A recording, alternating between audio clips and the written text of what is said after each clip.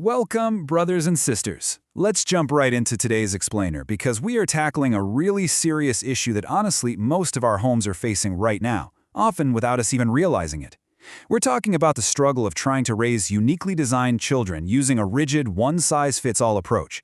Look, as parents, especially here in Nigeria and across West Africa, we desperately want the best for our kids, right?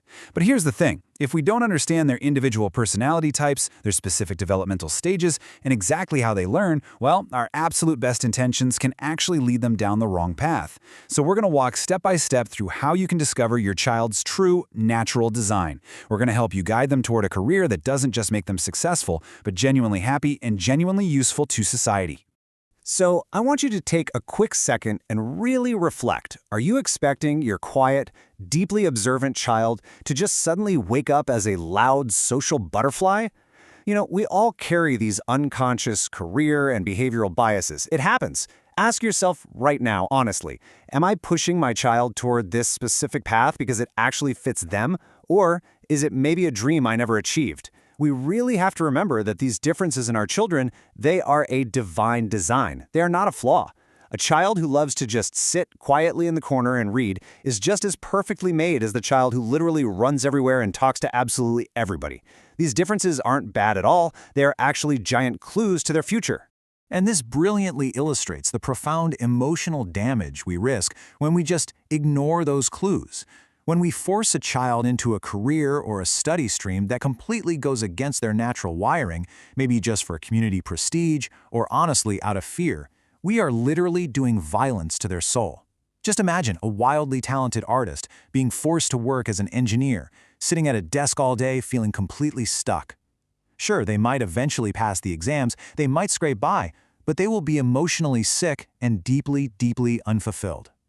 Now, this brings us to a huge mindset shift that we absolutely have to make. You know the traditional mindset, right? It tells us, well, if one child did well with this approach, the others should too.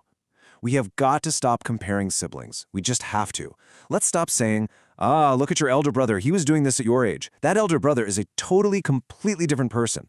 The child standing right in front of you has a different brain, a different personality, and a completely different destiny.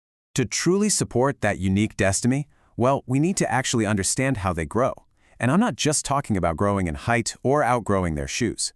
Children grow in their minds, their emotions, and their social lives. Children are not just small adults. If we fail to understand the specific developmental stage our child is currently in, we are just going to keep making the exact same mistakes. Like, expecting a 6-year-old to sit as perfectly still and focus as intensely as a 16-year-old. And all that does is create endless, completely unnecessary frustration in the home. Let's map these milestones out clearly, almost like a checklist. So, from infancy to age 2, it is all about attachment and safety. Simple as that. Then, from ages 3 to 6, it's really childhood. Play, curiosity, imagination. And please, I am begging you, do not try to force long-term career decisions on a 5-year-old. Then, from 7 to 11, they enter middle childhood. Now, this is when you really start observing their academic interests and the specific roles they naturally play with their friends. Finally, from 12 to 18, boom, adolescence hits. This is the stage for building identity and having those serious career conversations. You just can't expect a toddler to act like a teenager, and you definitely shouldn't treat a 16-year-old like a little kid who can't form their own career ideas. Okay, let's really dive into this, because this right here is where so many parents feel the most pain. We hear African parents say it all the time. Oh, my child is just stubborn, or my child is so lazy. But you know what we're actually looking at? It's usually just a massive mismatch between the child's developmental stage and the parent's demands. So before you scold a 10-year-old for behavior that is actually completely 100% normal for their age, or before you call a child lazy just because they aren't catching on the way you want them to, stop and ask yourself, is this what a child at this age, with this specific wiring, can realistically do? A massive part of that wiring is, of course, their personality. We can generally group our kids into 4 main career personality types. First, there's the thinker. These kids are highly logical, always asking why, and they absolutely hate it when things don't make sense. Then there's the social. This is the child who just loves people, talks constantly, and is incredibly caring. Next, we have the creative. Oh, they are full of imagination, art, and vibrant expression. And finally, the practical. This is the kid who loves to touch stuff, build things, take them apart, and fix them with their own 2 hands. Now, what's really interesting about this is how these personalities directly link to incredibly successful modern careers right here in Africa. Culturally, we face so much pressure to only value medicine, law, or engineering. But let's look beyond that. Consider the amazing story of a young creative in Lagos who turned a simple love for storytelling into a massive, highly profitable broadcasting platform. Or the practical child in Abba, who started out just fixing broken radios in the compound and now runs a thriving, huge ICT hardware business. Honestly, a good tech specialist today can easily earn way more than a doctor who wakes up every day hating their job. We must polish their true, natural talent, not shame them for it. Alongside their personality, we absolutely must look at how their unique brain actually prefers to learn. So often, what looks like a child just failing in school is actually just a teaching style mismatch. That's right. If a child's learning style doesn't match the way a teacher is presenting the material, the child isn't stupid. No way! The delivery mechanism is just completely wrong for how their brain processes information. Let's break these learning styles down a bit. Visual learners, they need to see it. Give them the charts, the colorful notes, the videos. Auditory learners need to hear the information and talk about it. But I really want to tailor this advice specifically for parents who are dealing with tactile and kinesthetic learners. These are the kids who literally cannot sit still. They crave physical movement. They learn by doing, by cooking, building, and physically acting out the knowledge. If your kinesthetic child is failing because their school only ever writes notes on a chalkboard, you need to adjust your teaching at home. Let them pace around the living room while reciting facts. Let them learn by actually touching things. Actually, you can run a very simple little home experiment to figure this out. Next time you need to teach them a small skill, let's say tying their shoelaces, try all three methods. First, just talk to them and give verbal instructions. That tests the auditory. Next, show them exactly how you do it without saying a single word. That's the visual test. Finally, just hand them the laces and let them touch, fumble, and practice. That's tactile and kinesthetic. Watch them closely.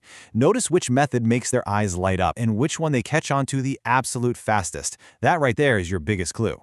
So how in the world do we keep track of all this information? Well, let's move to something that builds into a very concrete, highly practical tool that every single parent can start using today. You don't need to be a fancy child psychologist to track this. I just want you to grab a simple notebook or even just open a notes app on your phone and title it My Child's Profile. This is the space where you officially become a student of your own child. In this notebook, you're going to document your daily observations over time. Jot down their personality. Are they naturally drawn to strict order, or are they wonderfully, wildly messy and creative? Write down their learning style. A great trick is to try running 3 simple collaborative activities at home. Try cooking a meal together, building a complex puzzle, or even just organizing a messy room. Observe them during these tasks. What makes them truly light up? And parents, please take these notes with you to those parent-teacher meetings. Don't be shy.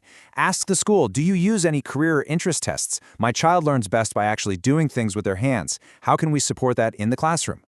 Then, as your kids transition into their teenage years, you use that very same notebook to host regular, intentional career discovery conversations. Make it a habit. Every month, sit down with them and ask these 3 exact questions. Number 1, what do you enjoy doing most? Number 2, what do you hate most in school? And number 3, if you could choose absolutely any job in the world, what would it be? Now, the most critical rule here, you have to listen without laughing at their answers. No matter what they say, write those answers down. Then, start helping them bridge those big dreams to actual, real-world careers. So, the absolute crucial point is this. We have to balance academic demands with our child's emotional well-being. Just look at this stark contrast. Failing WAC or JAM? Yes, it hurts, but it is a temporary setback. It can be completely recovered from. But breaking a child emotionally by forcing them into a science stream just for community prestige, that causes lasting, sometimes permanent damage. We have to decouple their self-worth from those exam results. If they face an academic setback, look them right in the eye and use these exact words. This is a temporary setback, and your emotional health is way more important to me than this grade. And hey, when extended family starts criticizing their non-traditional career choice, you become their shield. You can simply tell them, we are focusing on where their natural talents lie, and we are completely confident in their future.